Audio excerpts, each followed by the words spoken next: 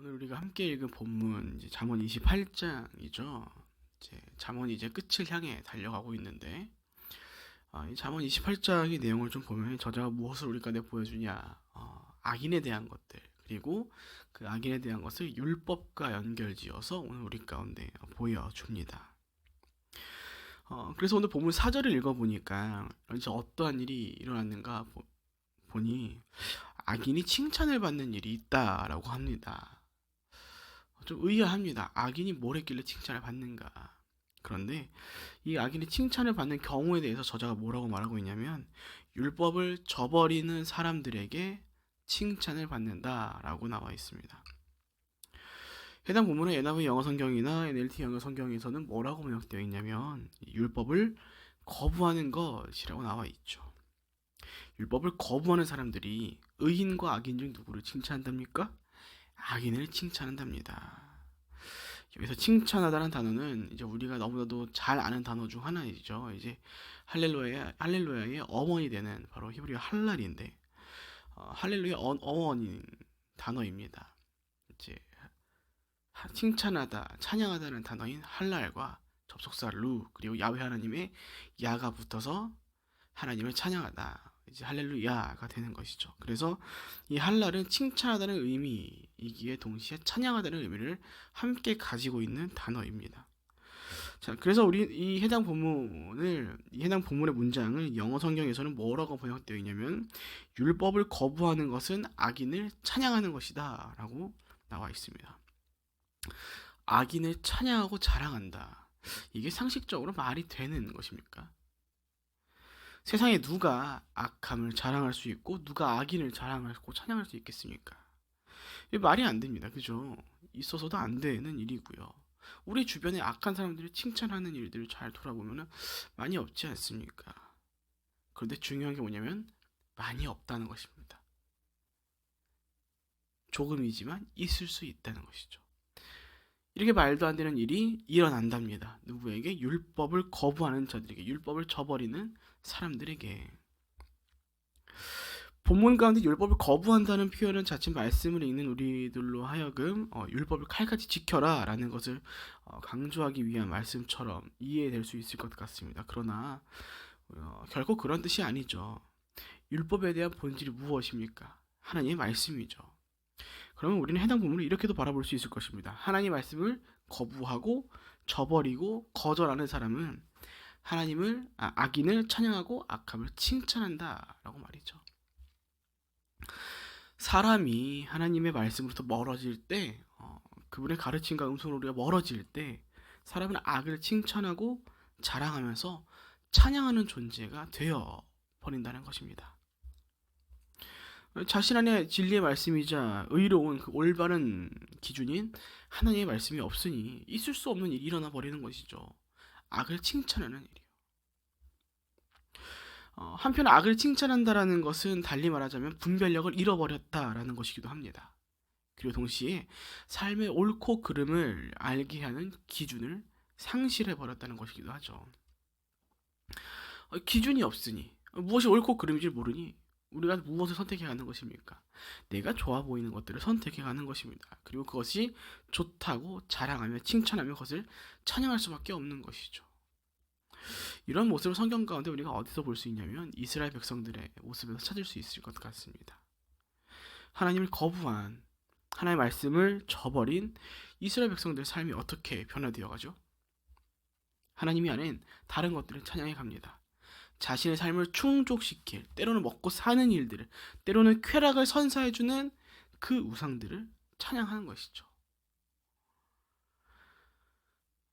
참 안타깝습니다. 그렇게 출애굽 때 하나님께서 정말 아름답고 기가 막힌 기적들을 눈앞에 선보여 주셨는데도 불구하고 그거 다 잊어버리고 자꾸 우상에 가는 거죠. 자꾸 악함의 길로, 죄인의 길로 자꾸 들어섭니다.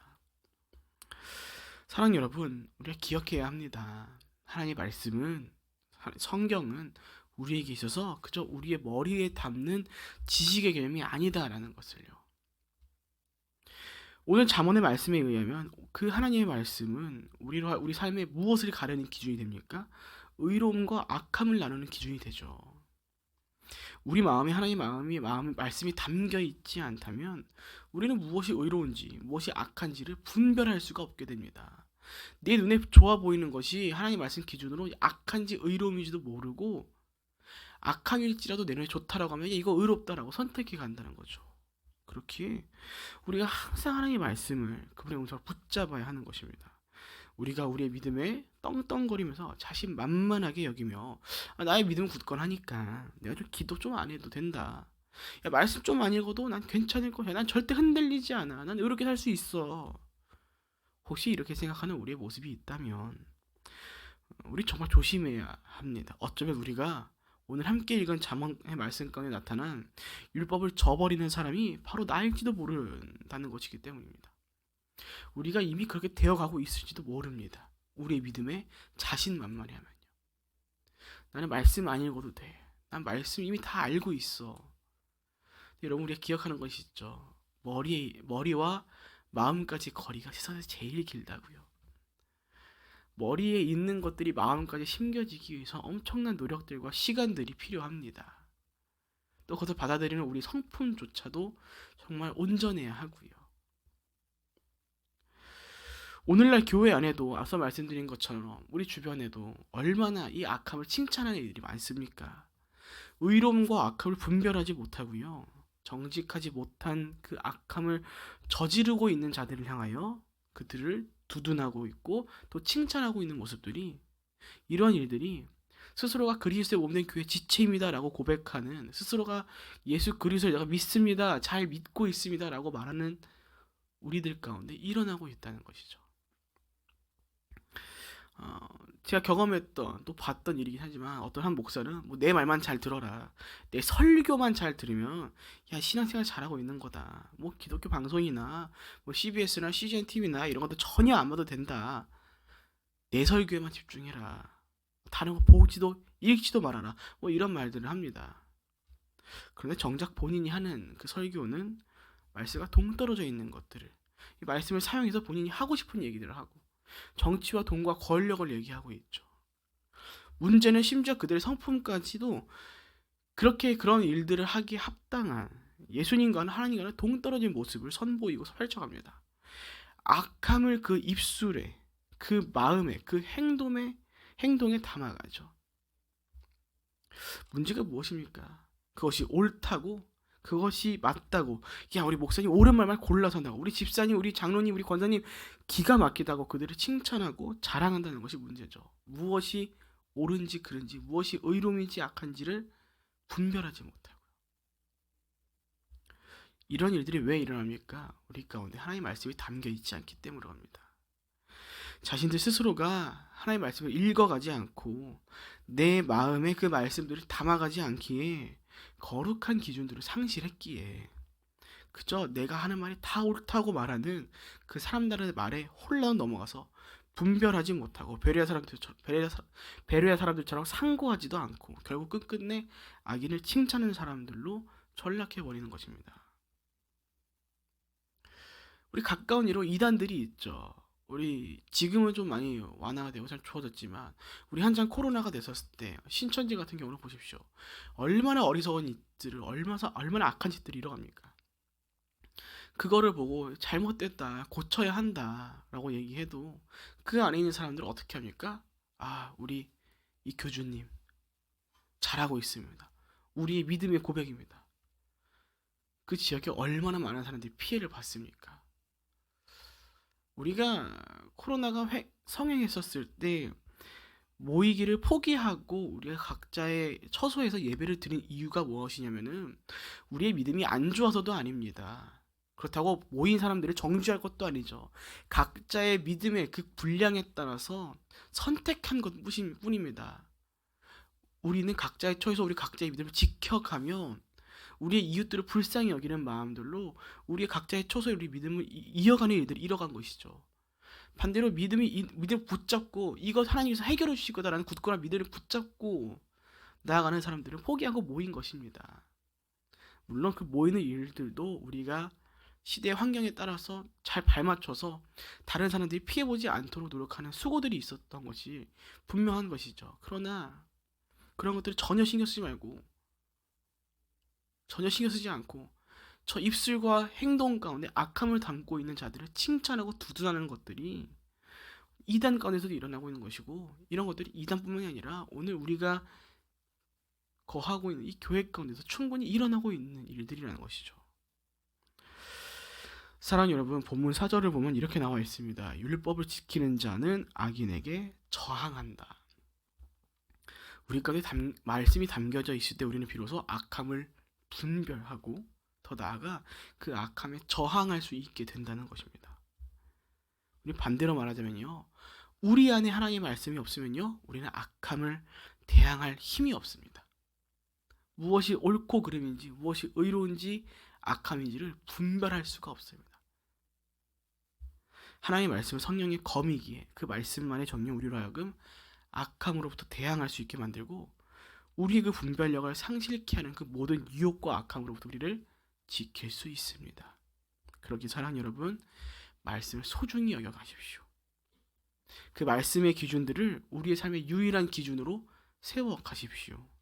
그 말씀 우리가 거부하고 저버리는 순간, 멀리하는 순간 우리는 분별력을 상실해 갈 것입니다. 그렇게 우리는 자칫 악인을 칭찬하는 자들이, 악함에 동조하는 자들이 되어버릴지도 모른다는 것이죠. 그렇기에 말씀을 배워가십시오. 읽어가십시오. 또 상고해 가시고 묵상해 가시고 끊임없이 들어가십시오. 말씀을 소중히 여기며 그 말씀을 알아가는 자들이 곧 악인을 대적하는 자들로 그 지혜로운 삶을 살아가는 자들의 삶의 모습일 것입니다. 본문 13절입니다. 자기 죄를 감추는 사람은 잘 되지 못하지만 누구든 자기 죄를 고백하고 그것을 끊어버린 사람은 불쌍히 여김을 받는다. 우리가 신앙생활을 하면서 기억해야 할 중요한 여러 단어들이 있죠. 그 중에 하나는 바로 회개일 것입니다. 우리가 알고 있는 회개 무엇입니까? 기본적으로 우리가 우리의 죄를 고하고 그 죄로부터 멀어져서 다시 하나님께 돌아오는 것을 말하는 것이죠. 예수님께서 말씀하셨습니다. 회개하라, 천국이 가까이 왔느니라. 예수님께서 40일 광야에서의 그 시험을 마치신 이후에 내려오셔서 하신 말씀이시죠. 그만큼 회개는 그리스도인들에게 있어서 아주 굉장히 중요한 일이라는 것입니다. 그런데 오늘 본문을 읽어보니까 자문의 저자가 오늘 우리 가운데 이 회개와 관련되어서 두 사람을 나타내 주죠. 자기 죄를 감추는 사람, 그리고 자기 죄를 고백하는 사람. 본문의 문맥을 잘 살펴보면요, 이 두 사람 다 공통 분모가 있다는 것을 우리가 알 수 있습니다. 바로 이 두 사람 다 자기 죄를 알고 있는 사람이다라는 것이죠. 자기의 죄가 무엇인지 모르는 사람은요, 여러분 감출 수 없습니다. 내가 뭘 잘못하고 있는지 모르는데요. 무엇인가를 감추는 사람은요, 감출 만한 이슈가 있는 사람이 감추는 것입니다. 무엇인가를 감춘다는 것은요, 기본적으로 들키고 싶지 않기 때문에, 부끄러움을 알기 때문에 감추는 것이죠. 우리가 무엇을 깨닫게 합니까? 죄는 우리를 계속해서 부끄럽게 만듭니다. 우리의 죄로 인해서 우리가 자꾸 하나님 앞에서 숨도록, 감추도록 말이죠. 우리 첫사람인 아담에 대한 경우를 좀 생각해 볼까요? 어떻습니까? 선악과를 먹고서 죄를 깨달아 버리죠. 하나님의 낯을 피해서 동산 나무 사이에 숨습니다. 이렇게 죄가 우리를 부끄럽게 만들죠. 자꾸만 하나님 앞에서 숨도록 만듭니다. 재미있는 것은, 참 안타까운 것은 하나님 앞에서 무엇도 숨길 수 없다는 것을 우리가 알고 있음에도 불구하고 숨게 만들어버립니다. 사랑하는 여러분, 우리 기억해야 합니다. 비록 하나님께서는 죄를 미워하시고 예수님 다시 오실 때 그 심판의 날 가운데 모든 죄인을 심판하시는 공의의 하나님, 정의의 하나님 맞으십니다. 그러나 그럼에도 불구하고 하나님의 본질이 어떠십니까? 사랑이시죠. 우리는 이 사랑이라는 것을 기억해야 합니다. 동시에 그분이 우리의 아버지 되신다는 사실을 기억해야 합니다. 자녀는 자신의 부끄러움도 아버지 앞에서 고할 수 있는 존재입니다. 나의 부끄러움을 부끄럽지만 감추지 않고 들춰낼 수 있는 존재가 부모입니다. 그 부끄러운 일들로 인해서 이제 아버지나 우리 부모들이 자녀를 꾸짖거나 혼낼 수 있겠죠. 그러나 그 모든 것이 사랑으로부터 비롯되었다는 것을 우리는 알고 있습니다. 그렇기에 우리는 우리의 죄를 깨닫는 순간 우리는 숨기지 아니하고 정직하게 부끄럽지만 하나님 앞에서 그걸 들춰내서 고백해야 하는 것이죠. 죄를 지었음에도 불구하고 우리가 부끄럽지만 숨기지 않고 그것을 들춰낸다는 것이 무슨 의미입니까? 내가 죄로부터 대항하겠습니다. 부끄럽지만 감추지 않겠습니다. 내가 회개하겠습니다. 다시 돌아가길 원합니다. 이런 의미를 내포하고 있는 고백이죠. 그렇기에 우리가 우리 자신의 죄를 깨달았을 때 그것을 숨기지 아니하고 하나님 앞에 고하며 자복하며 하는 것들이 바로 우리를 향한 회개의 시작이라는 것입니다. 물론 우리가 여기서 기억해야 할 한 가지가 있습니다. 바로 우리의 회개는 자복하는 것으로 끝나서는 안 된다는 것이죠. 본문 13절 뒤를 보면은 이렇게 나와 있습니다. 그것을 끊어버리는 사람은 불쌍히 여김을 받는다. 우리의 회개는 스스로 죄를 들춰낸과 동시에 그것을 끊어내는 자들로서의 삶을 살아가야 한다는 것입니다. 세례 요한이 예수님께 세례를 하기 전에 많은 바리새인들과 사두개인들이 있는 것을 보고서 뭐라고 얘기하니까 독사의 자식들아 라고 얘기를 하죠. 근데 그렇게 욕하고 끝내지 않습니다. 이 독사의 자식들아 얘기한 다음에 이어서 이렇게 말하죠. 마태복음 3장 8절 그러므로 너희는 회개에 합당한 열매를 맺으라. 참 저에게도 어려운 일입니다. 우리는 너무 쉽게 하나님께 회개한다는 셈치고 하나님께 잘못했습니다 고하죠. 그러나 성경이 말하고 있는 회개는 하나님께 그렇게 잘못했습니다라고 우리 죄를 고백한 다음에 해야 할 것이 있다는 것입니다. 회개라는 것은 잘못했습니다 자복하고 끝나는 것이 아니다라는 것이죠. 맺어야 할 열매가 있다는 것입니다. 회개에 합당한 열매가요. 회개의 본질은 돌아서는 것입니다. 내가 지금 죄된 길을 걷고 있는 것을 알고 있다면 내가 이러한 죄를 지었습니다 고백하고 그 길을 쭉 걸어가면 그건 회개가 아닌 것이죠.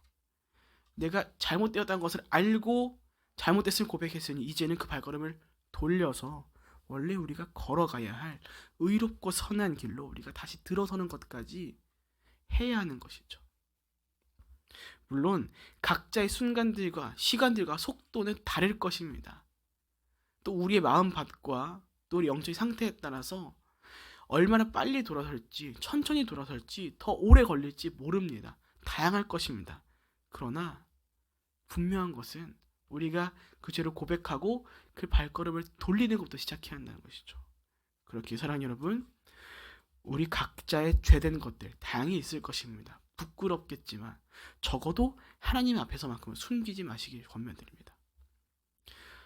우리 하나님 어떤 분이십니까? 마음을 감찰하시는 분이시죠.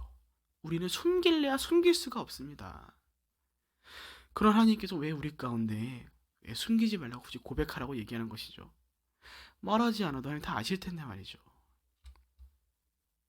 하나님께서 말씀하시는 것입니다. 내게 나오라고요. 부끄럽겠지만 그 죄를 솔직하게 고백하고 돌아오시기를 원하는 하나님의 마음이 담겨져 있기에 다 아시는 하나님이지만 우리 가운데 스스로 고백해서 하나님 앞에서 도망치지 말라고 말씀하고 계신 것입니다.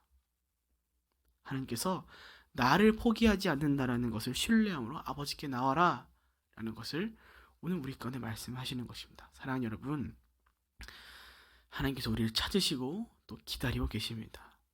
우리의 그 모든 부끄러움 이미 하나님 다 알고 계십니다. 그래서 부끄러워서 우리가 때로는 얼굴조차 들 수 없는 쥐구멍이라도 숨고 싶어 하는 것이 바로 우리인데 그런 우리를 향하여 오늘도 하나님이 손 뻗고 계십니다. 숨지 말라고. 내 사랑하는 딸아, 내 사랑하는 아들아, 나와 함께 가자. 그 부끄러움을 통해서 숨는 것이 아닌 그 부끄러움 누구한테만 얘기할 수 있겠냐. 너희 하늘 아버지 되는 오직 나에게만 그 부끄러움을 나타낼 수 있다. 내가 이미 다 알고 있다. 그러니까 숨지 말고 내게 나와라. 죄를 솔직하게 고백하고 자복하고 이제 그 발걸음을 돌려 원래 네가 걸어가야 하는 그 길 나와 함께 가자. 그렇기에 죄를 고백하고 그것을 끊어내는 사람들이 긍휼함을 얻는 것입니다. 사랑 여러분, 하나님께서는 우리를 부끄럽게 만들게 하시려고 회개하라고 말씀하신 것이 아닙니다. 다시 아버지로 돌아가 그분의 긍휼과 사랑 안에서 살아가도록 하시기 위해서 우리에게 죄를 고하고 그것을 끊어낼 것을 말씀하고 계신 것입니다. 사랑하는 여러분, 여쭙습니다. 감추시겠습니까? 아니면 고백하시겠습니까? 원컨대 고백하시기 권면드립니다. 감춰봤자 좋을 것 하나도 없습니다. 우리가 사람에게는 우리의 부끄러움과 연약함을 감출 수 있을지언정 하나님 앞에서 감출 수 있는 것 어느 것도 없습니다. 그렇기에 그만 포기하시고 감추려는 그 마음들, 그 행위들, 그 모습들 이제 그만 포기하시고 솔직하게 아버지께 고백하십시오. 그렇게 나아가는 자들 가운데 은혜와 복이 충만할 것입니다. 부디 오늘 말씀을 기억하시며 우리 삶의 기준이 되는 그 하나님의 말씀을 귀하게 여기며 때때로 우리가 하나님 앞에서 연약함으로 죄 지을 때 숨지 아니하고 부끄럽지만 솔직하게 정직하게 그 죄를 고백하며 그것으로 돌이켜 우리가 다시금 하나님의 긍휼을 누리며 그 죄의 짐을 내려놓고 가벼운 삶을 살아가시는 저와 여러분 모두가 되시길 주님의 이름으로 축복드립니다. 아멘.